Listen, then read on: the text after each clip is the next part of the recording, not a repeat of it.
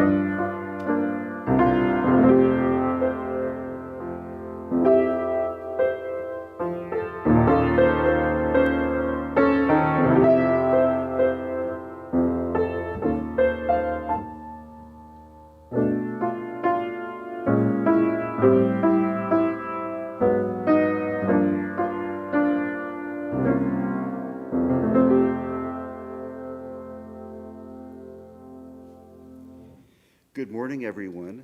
Welcome to the First Unitarian Congregation of Ottawa. My name is Andrew Drake, and I'm a member of the First U Board of Directors. If you are new to First U and would like to learn more about us, please contact us through our email at welcome@firstunitarianottawa.ca. Following our service at 11:30 a.m., do join us for our virtual hospitality hour. You may find the Zoom link on our website at www.firstunitarianottawa.ca or in our weekly EUU newsletter. It is more important than ever to sign up to receive the EUU. Check our Facebook page and our web page for notices and updates. Our online calendar is as full as ever.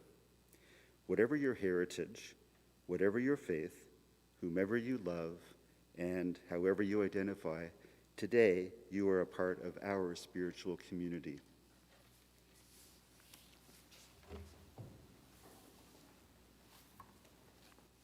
Thank you, Andrew. Good morning, everyone. My name is Susan, and I am pleased to serve as worship associate this morning. I have a few more announcements.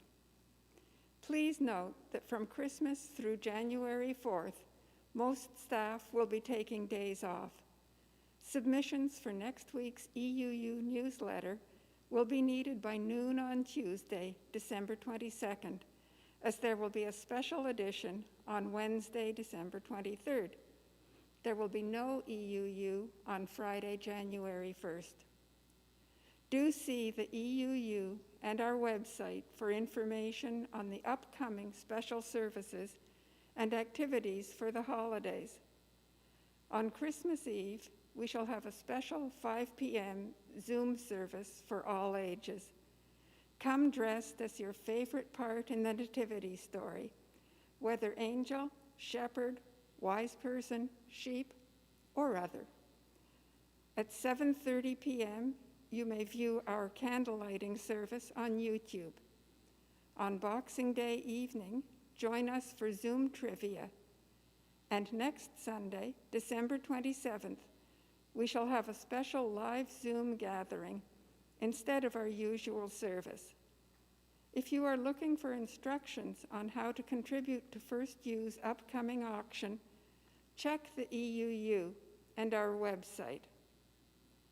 The newsletter also notes upcoming adult workshops offered by our ministerial intern, Ian, and an organizational meeting for those interested in learning more about the UU United Nations Office's virtual intergenerational seminar titled, excuse me, All In for Climate Justice, Food Equity and Sustainability, to be held in April next year. And now, let us welcome our minister, the Reverend Patricia Guthmann Haresch. Thank you, Susan. Bonjour and happy holidays to all. Each December, Deirdre and I have brought to you, whether you realize it or not, songs, stories, and traditions that have come to North America from Unitarians. So today we're going to sing two carols from Unitarians, Do You Hear What I Hear? And It Came Upon a Midnight Clear. And in a bit, we'll turn to a British Unitarian, Charles Dickens, and his portrayal of a character by the name of Ebenezer Scrooge. Hanukkah ended on Friday, and the longest night of the year, winter solstice, is tomorrow night. And Christmas, if you can believe it or not, comes at the end of this week. So before we light the chalice, at the height of the holiday season, I read this litany adapted from the late Reverend Kenneth LaFleur. And when I extend my hand out to you, if you will repeat after me, may we be delivered. So during this holiday season, from the pressure and grumpiness of enforced holiday duties, may we be delivered. From the sense of guilt at our own good fortune, may we be delivered. You all can say it. From great expectations disappointed, more poignant at Yuletide, may we be delivered. May we be delivered.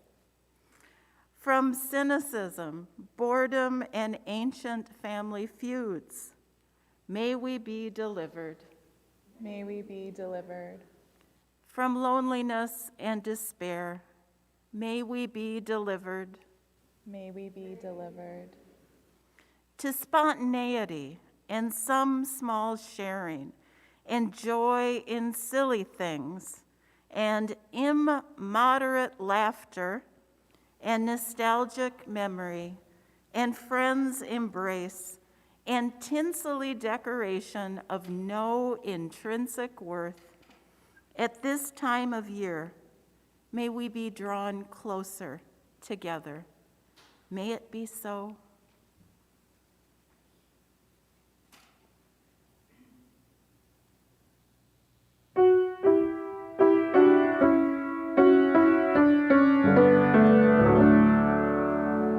Chalice, chalice burning bright, help remind us with your light of how we'd like to live each day with love and truth helping lead the way.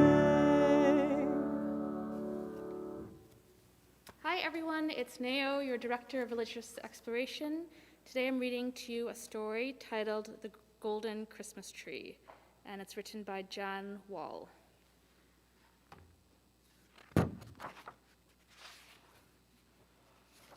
All was hushed in the forest for the animals' Christmas. The elephant brought a great fir tree from far away. A red cardinal flew through the trees carrying the news. The fir is here, the fir is here. The llamas and the goats, who were slow of thinking, thought, we already have our fur. The wolf helped the red deer, whose antlers caught on low-hanging branches. Silently they walked together, joined by the badger and a family of foxes, guided by bats who whistled soft carols. Squirrels whispered stories of the time the first Christmas came, announced by a ringing like clear crystal bells. Now, as it happened before, the lion lay down with the lamb. The animals gathered one by one. There was no growling, howling, meowling anywhere. It was hushed in the forest. Hushed, hushed, hushed. The kangaroos picked cones and leaves to hang on the branches. The tiger strung berries. The antelope chewed the grass, making a smooth lawn for the fur. The baboons painted pine cones carefully. The monkeys put the ornaments on, and the giraffe laid at the top a star. Then the tree was ready. The animals gathered in the silvery moonlight. The raccoon lit the lights. Darkness fell, but no one moved. Now, up in the sky, there appeared a great constellation of bright, shiny stars. The bear said he was sure it was a large and little bear. The tiger was sure it was a large and little tiger. Then a delicate golden glitter flashed, and each in that moment made his quiet wish. The cardinal brothers and sisters dropped walnuts and apricots, chestnuts and plums with a rustle of whirring wings. The beautiful fir stood flickering all night, and they danced, they danced, they danced, until it was light of morning. Again, that was titled The Golden Christmas Tree. Hope you all enjoyed the story. Merry Christmas.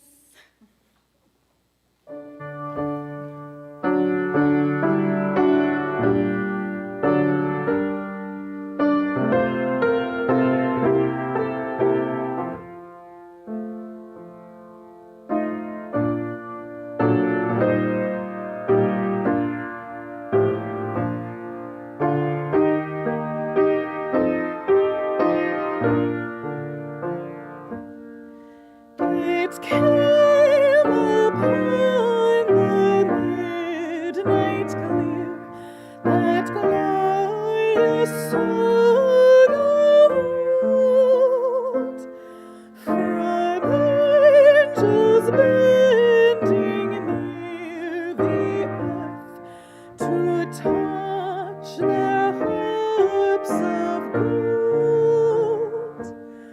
Peace on the earth to all goodwill, from heaven the news we bring.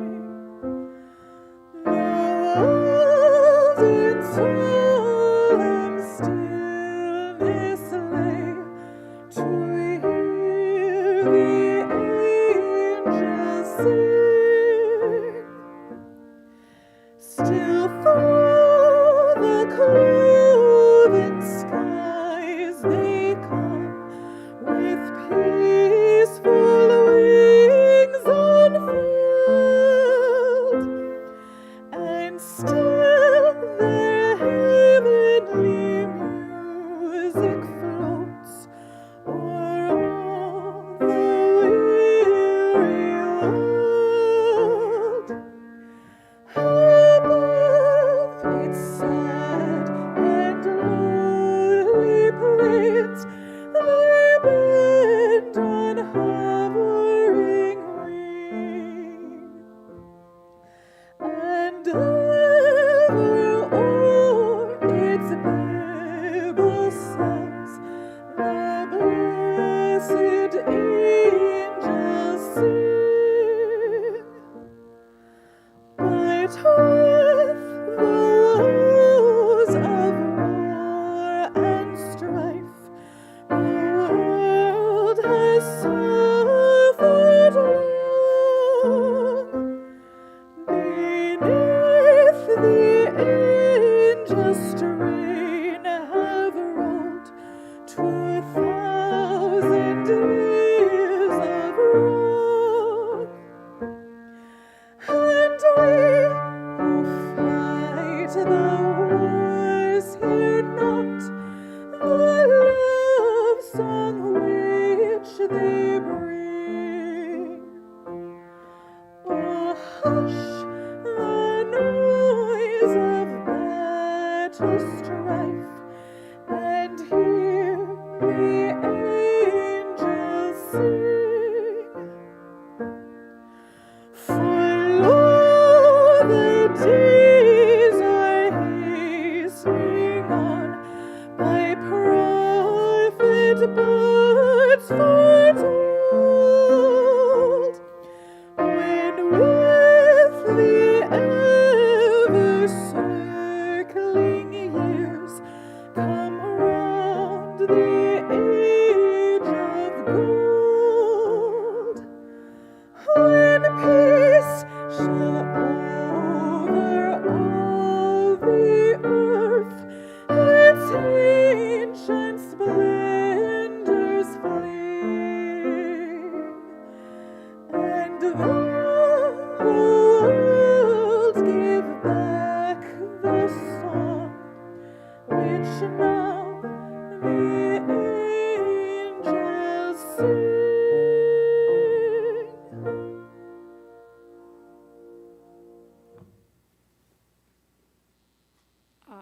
expecting Ellen Bell. She couldn't make it this morning, so I'll do my best to fill in for her. This is a time when we can send our earnest hopes or wishes, which some call prayers, to the people who we care about. I invite you to think about your relationship with this community and how it can support you in the good times and the not so good. Think about your hopes and your hurts and how sharing them with like-minded people can make you feel. During this COVID time, it is more difficult to get together with others. I encourage you to keep in touch with others by phone or Zoom or other such devices, or in person if you can do so safely. Today's reading is adapted from Howard Thurman, The Work of Christmas. When the song of the angel is still, when the star in the sky is gone, when the kings and princes are home, when the shepherds are back with their sheep, the work of Christmas begins. To find the lost, to heal the broken, to feed the hungry, to release the prisoner, to rebuild the nations, to bring peace among people, to make music in the heart. And we have several requests for stones of joys and sorrows this morning. First, a stone for Renata. We hope she is doing well.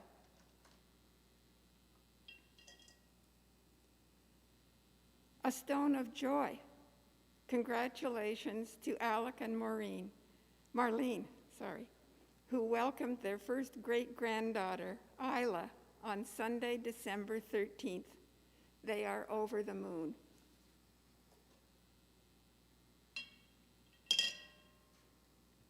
A stone of hope. Following American Thanksgiving at the end of November, Reverend Pat's sister and brother-in-law were sick with COVID. Her sister recovered quickly, but her brother-in-law has had lingering weakness. He seems to have turned a corner. May he be on the mend. And a stone for Maureen, who is recovering after hip surgery. A stone for Ellen. Hope she feels better. A last stone for all joys and sorrows in our hearts. And now, let us take a moment of silence.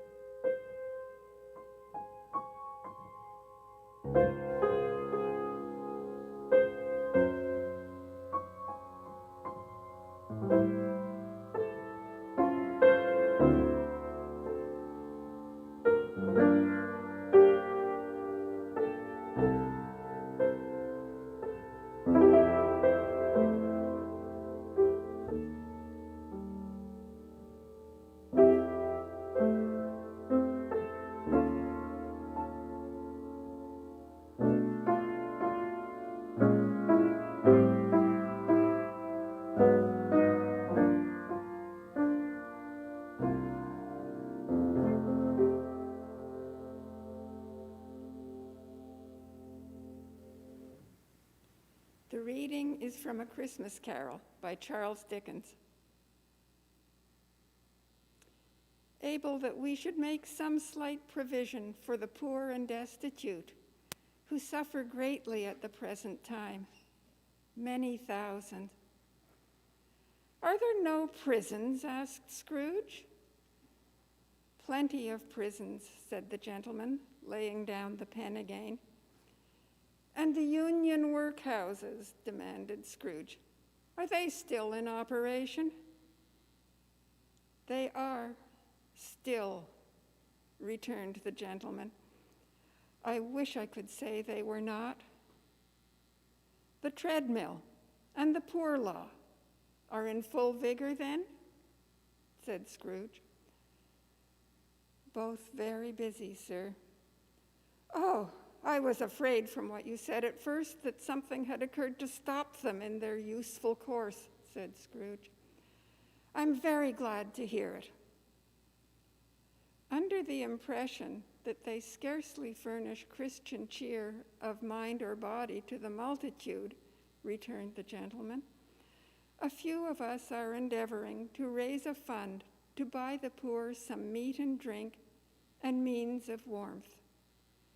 We choose this time because it is a time of all others when want is keenly felt and abundance rejoices. What shall I put you down for? Nothing, Scrooge replied. You wish to be anonymous? I wish to be left alone, said Scrooge. Since you ask me what I wish, gentlemen, that is my answer. I don't make merry myself at Christmas, and I can't afford to make idle people merry. I help to support the establishments I have mentioned. They cost enough, and those who are badly off must go there. Many can't go there, and many would rather die. If they would rather die, said Scrooge, they had better do it and decrease the surplus population.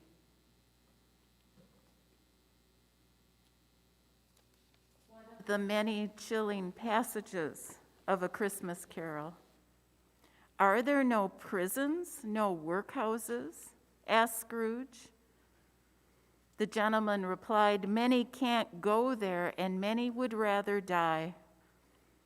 If they would rather die, said Scrooge, they had better do it and decrease the surplus population.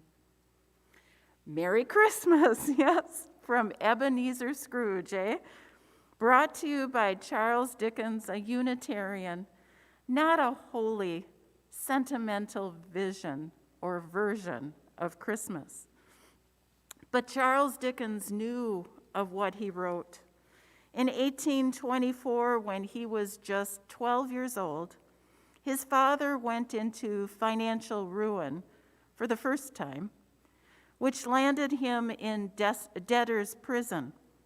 Except for Charles, the whole family stayed in the prison along with the father, mom, and 5 siblings aged 2 to 11.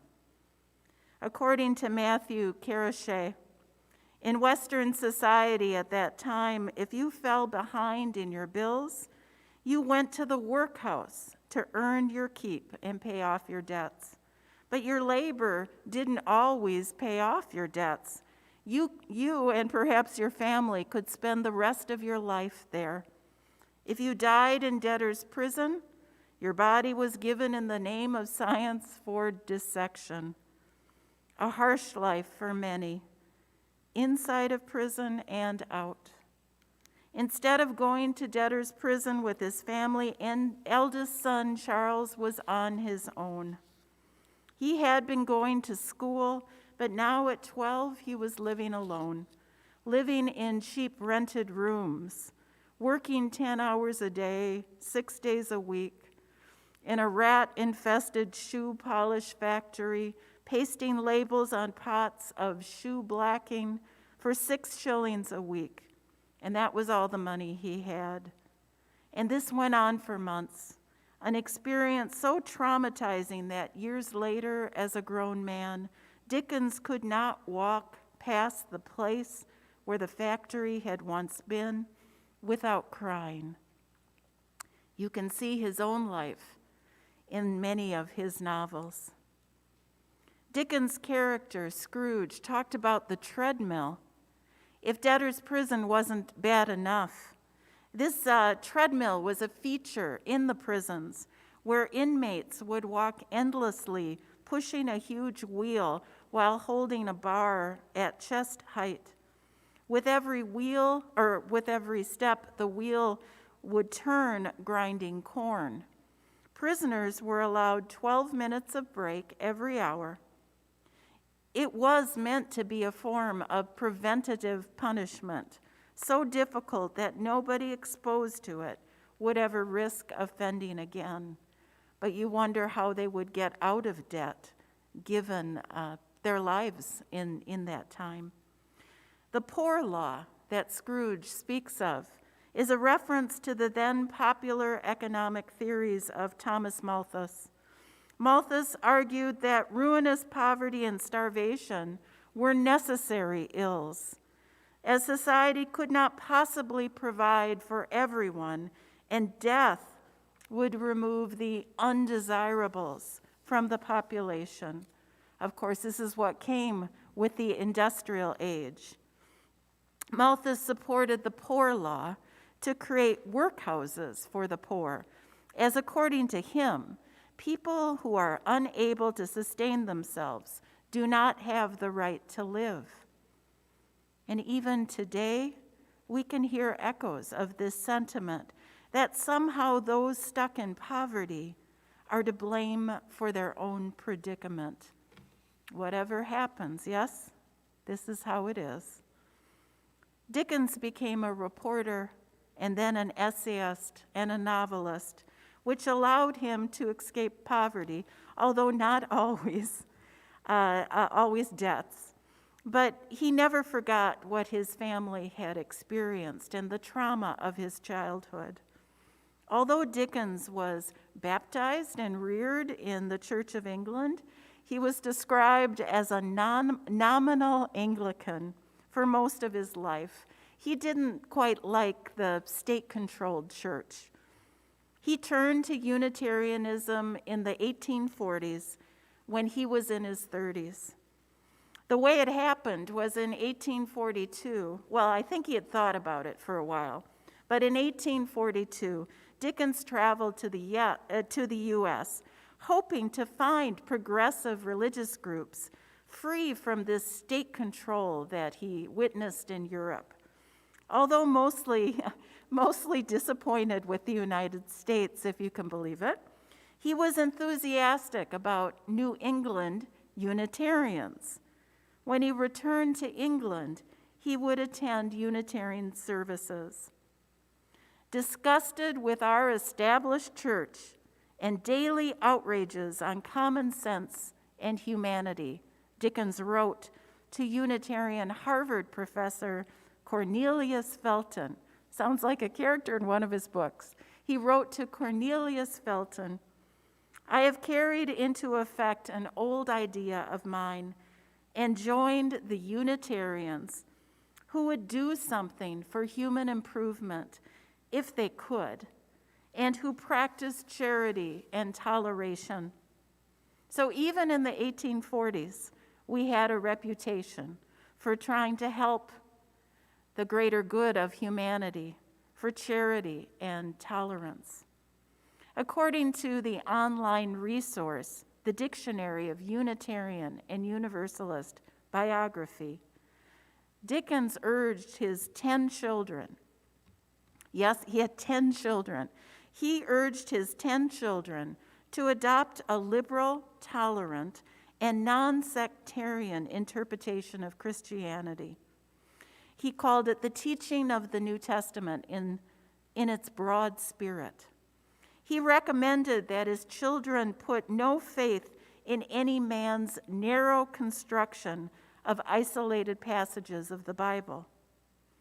In the life of our Lord that he wrote for his children and was not published until 1934, so decades after his death, Dickens summarized his faith as to do good always.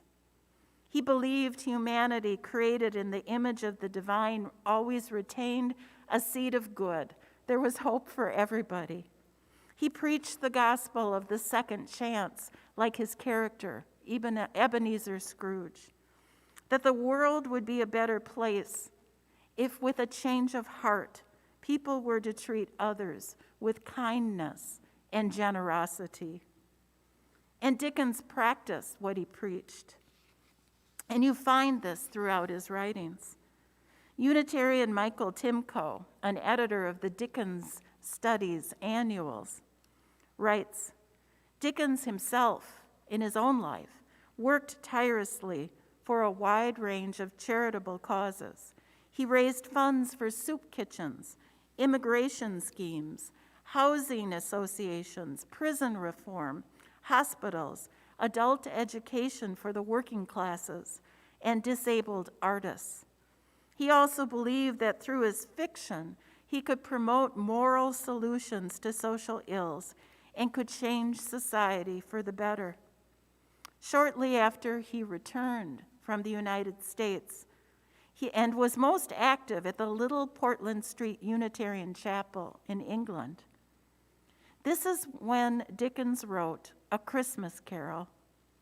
At the time, he was a 31-year-old father of 4, and his wife Catherine was pregnant with their 5th child. He was deep in debt, and everything rested on his next work, this idea he had of a Christmas-themed novella that he ended up funding himself when he had no money. And he was driven to write this piece. As Dickens' biographer Michael Slater describes, in a speech just months before A Christmas Carol was published, Dickens spoke of the terrible sights he had seen among the juvenile population in London's jails. So we're talking about the young people in London's jails, and lodging houses for homeless people that he was familiar with when he was 12. And he stressed the need for educating the poor. This was the beginning of an 8-year campaign to get a free library for the adult workers in the city. Around this time, he would get the idea for a Christmas Eve tale that would open the hearts of the prosperous and powerful towards the poor and powerless. He loosely based the character of Scrooge on an actual person, a notorious, miserly member of Parliament of the time. And he would head out at night on 20-mile walks of London, taking in the sights of the streets and dark corners, editing the haunting Christmas Eve story in his head as he went along. A Christmas Carol came out on December 19th, 1843, just in time for Christmas. You could pick up a copy for 5 shillings. Dickens wanted the book to be affordable for all, even though it cut into his own profits.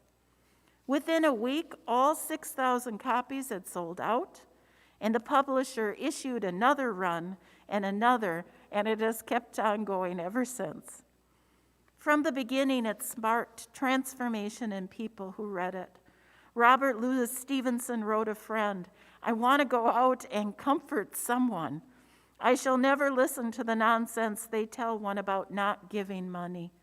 I shall give money. Not that I haven't done so always, but I shall do it with a high hand now."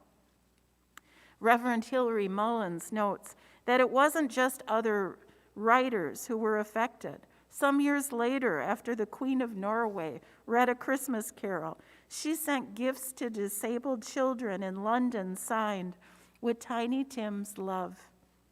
And an American industrialist, a certain Mr. Fairbanks of Massachusetts, having heard Dickens' own reading of the book on Christmas Eve, Dickens loved to read his own works and dramatize them in theaters. So if you can imagine his own reading of A Christmas Carol, where he took on every character. after hearing Dickens tell his own version of A Christmas Carol. This Massachusetts industrialist was so inspired, he closed his factory the next day for Christmas and somehow managed to get a turkey to every worker in his factory. Perhaps the story has inspired you to be more generous, not just in giving presents, but in forgiveness and making connections again with family and those of your past. Not just presents, but gifts of food, clothing, and shelter. Again, Michael Timko notes, all Dickens' novels reflect the central ideas, actually, of 19th century Unitarianism. The belief that Jesus was a human being who exemplified a truly moral religious life. The rejection of materialism, the rejection of a God of stern judgment, the rejection of dogma, an inclusive rather than an exclusive religion, and an emphasis on doing good works. I hope it's still true today, yes? Do you find similarities? In A Christmas Carol, without once mentioning Jesus, Dickens shows it as possible to experience a conversion, not necessarily based on a specific religious experience, but a personal regeneration that leads one to help others, that seed in people's hearts, yes? With Scrooge's transformation, his transformative change of heart, Dickens illustrates that his readers, too, can be converted from a harsh, complacent, selfish worldview to one of love, hope, and charity, and like Scrooge, can again become part of the human community. For Dickens, that was the true meaning of Christmas. He called it his carol philosophy. This past year has been a difficult year for all, yes? All of us have had to sacrifice in one way or another. But like the London of Dickens, we live in our own tale of two cities. For those of us who have ready access to computers, online education for our children, access to work remotely, savings, income, the privilege to stay home, the year has been tolerable, and all that we have has been a lifeline. But the pandemic has also underscored the economic gaps, the gaps in all of our systems, in our society, and all the gaps which exist between those who have and those who do not. A Christmas Carol, the story, I think really all of Dickens' writings, are as relevant for our times as they were in the 1840s, unfortunately. At the close of A Christmas Carol, Scrooge is a changed man. To Tiny Tim, he became like a second father, and this from the end of the story. He became as good a friend, as good a master, and as good as a man as the good old city knew, or any good old city, town, or borough in the good old world. Some people laughed to see him, to see the alteration in him, but he let them laugh and little heeded them, for he was wise enough to know that nothing ever happened on this globe for good at which some people did not have their fill of laughter in the outset. And knowing that such as these would be blind anyway, he thought it quite as well that they should wrinkle up their eyes and grins as have the malady in less attractive forms. His own heart laughed, and that was quite enough for him. And it was always said of him, meaning Scrooge, that he knew how to keep Christmas well. If any man alive possessed the knowledge, may that be truly said of us and all of us. So may it be so. May we all keep Christmas well, with generous hearts and spirits and laughter, and without a blind eye to those in need. Let us sing Do You Hear What I Hear? A Christmas song of peace written by a Unitarian couple at the time of the Cuban Missile Crisis. It's a plea for peace and a reminder of the ravages of war.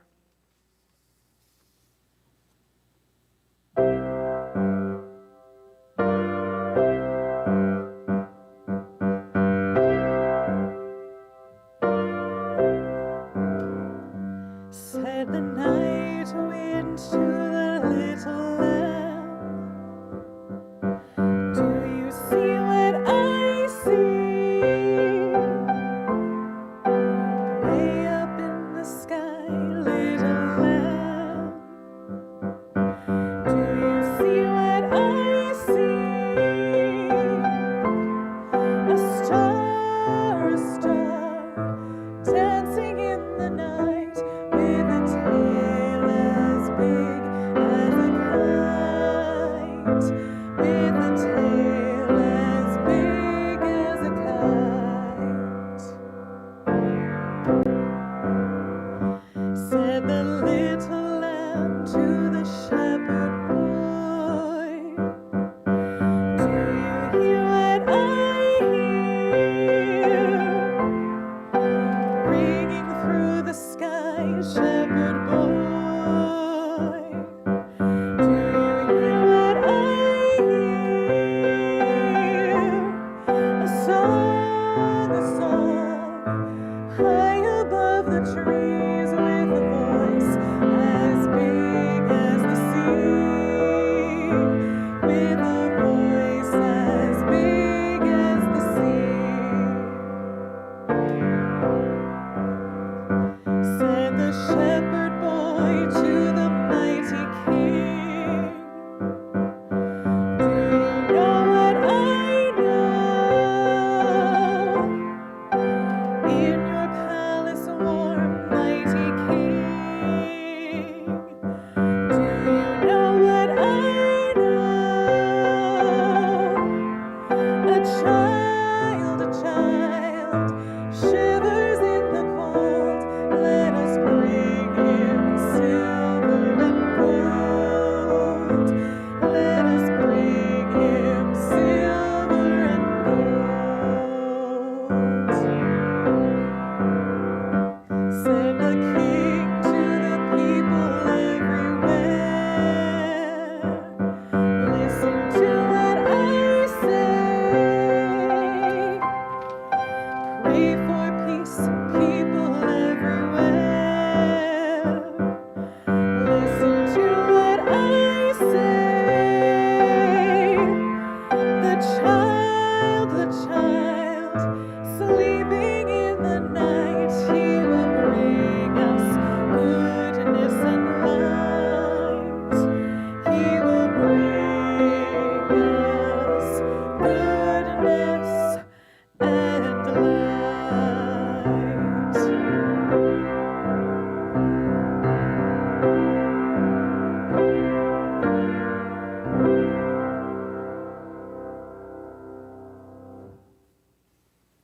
This is the time in our service when we usually accept the offering.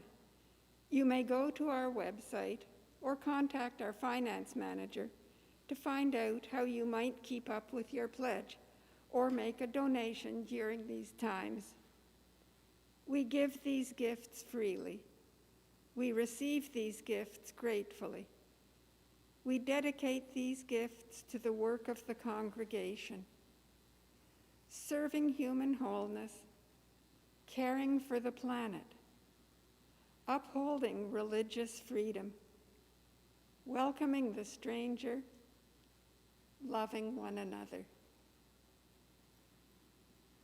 Thank you, Susan. Thank you, Deirdre, for the beautiful music. Some words before we extinguish the chalice.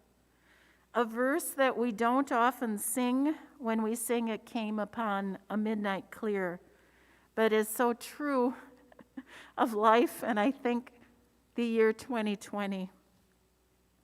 All ye beneath life's crushing load, whose forms are bending low, who toil along the climbing way with painful steps and slow. Look now for glad and golden hours come swiftly on the wing. Oh, rest beside the weary road and hear the angels sing. In the coming weeks, despite elaborate decorations, lights, and trees, amidst this time of busyness, make a place for yourself. In these short days and long nights, may you find some time to reflect upon the unadorned parts of your life. May you enjoy and share the simple pleasures of the season. Like Scrooge, may we honor the spirit of Christmas in our hearts and try to keep it all the year long. Look now for glad and golden hours come swiftly on the wing. Oh, rest beside the weary road, and may you hear something like the angels sing.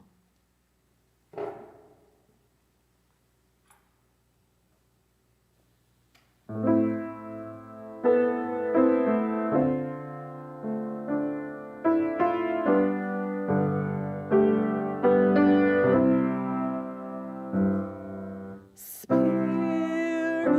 of life, come unto me. Sing in my heart all the stirrings of compassion. Blow in the wind, rise in the sea, cool dominant, read de justice, ternurez-moi,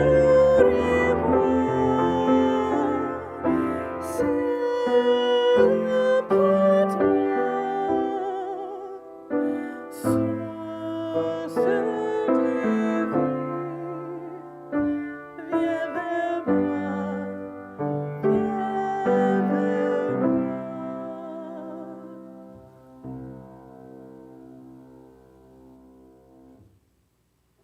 Go in peace, go in joy, go in love. Joyous solstice to you tomorrow. Look for the two planets close together near the moon at sunset tomorrow. Merry Christmas to all.